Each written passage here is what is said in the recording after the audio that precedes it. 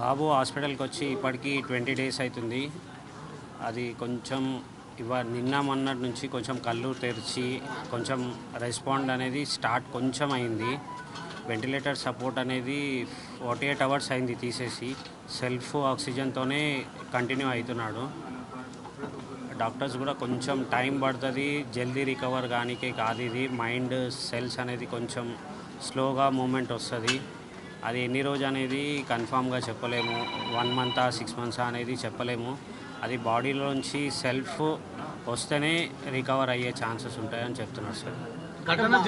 ఘటన జరిగిన రోజుకి ఈ రోజుకి ఏమైనా క్యూర్ అయిందా బాబు? అప్పటికి కొంచెం క్యూర్ అయింది. అప్పుడైతే కాన్షియస్ లేదు, కాళ్ళు చేతులు కూడా ఏం కదలలేకుండే.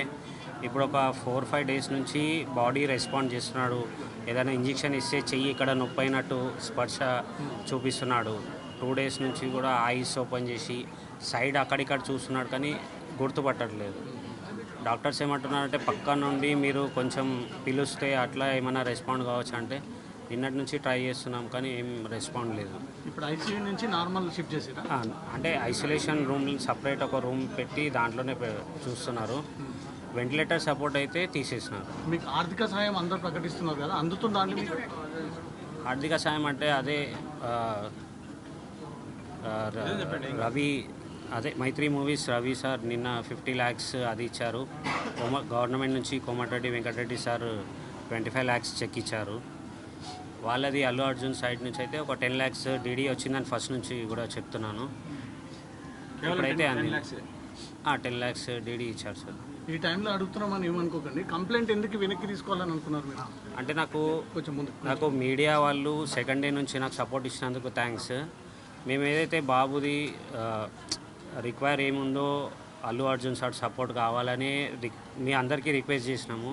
సెకండ్ డే నుంచి నాకు వాళ్ళది ఏంటంటే రెస్పాండ్ ఉంది. వాళ్ళ మేనేజర్స్ వాళ్ళందరూ బన్నీ వ్యాసర్ ఇంతకుముందు చెప్పాను కదా, వాళ్ళందరూ సపోర్టు నాకు సెకండ్ డే నుంచే వచ్చింది.